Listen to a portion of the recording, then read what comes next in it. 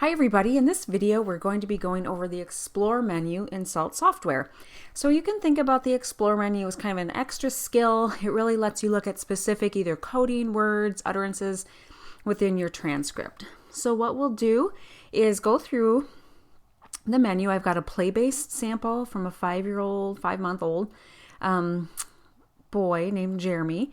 We've done some coding because we had an area of interest which was looking at verbs. So as you can see, here's a V-pres, P-R-E-S, so present tense. So we coded this sample for present, past, and future tense verbs. You could really apply any sort of coding scheme depending on what you're interested in looking at, but this will just serve as an example. So let's go right into the Explore menu, and I'm going to go into List. So as the name implies, this is going to generate a list.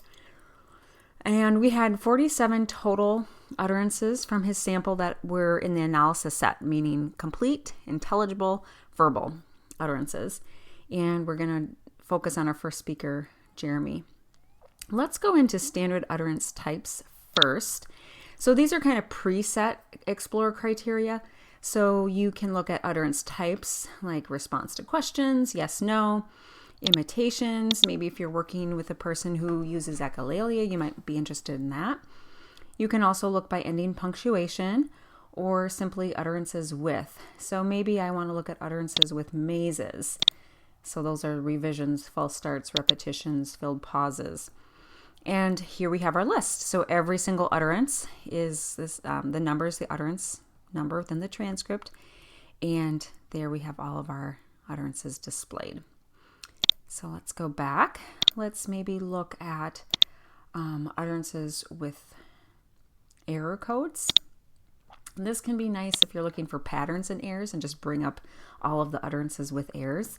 So there are 6 utterances with errors. I'm going to go ahead and click List. And I should mention you can also include the utterance that comes before the targeted code that you're looking at and after if you want. I'm not going to do that right here, but you can if you want to look more at the context of what's occurring there.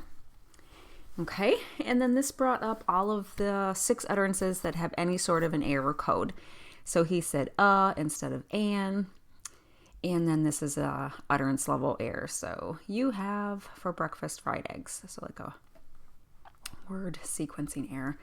So that's a good kind of code to bring up and look at. Let's go back up to the Explore menu.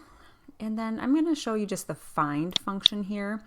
So what find is going to do is instead of listing them out, it's going to take you into the transcript. So we are just resetting. We're going to look for those utterances with errors.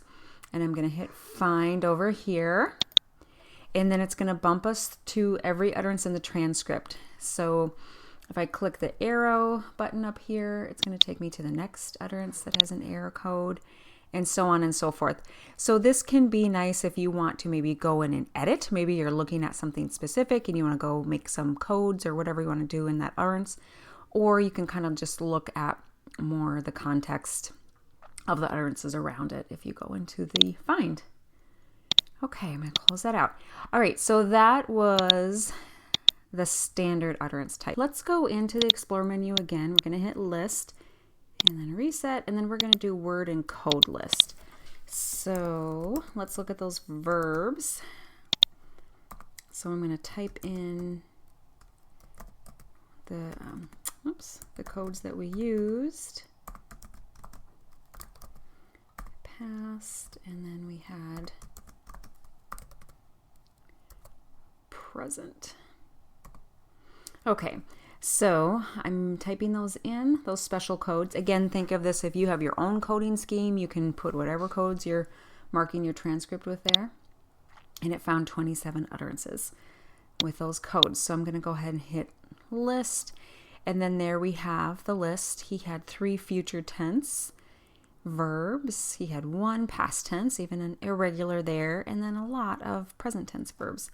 So this might be a good count to if you're looking at progress over time. Maybe you're targeting something very specific in therapy. You can bring up that Explore list and look at those codes, for example. Okay, one more thing to look at. If you go into the word and code list, you can also look at some preset lists. So maybe you want to look at conjunctions. I can bring that in, and it will automatically import those conjunctions. So he had 3 conjunctions, and then it'll list the conjunctions. Okay, so hopefully that'll give you kind of a good sense of how you can kind of play around in the Explore menu and really dig down deep into your language samples. Thanks for watching.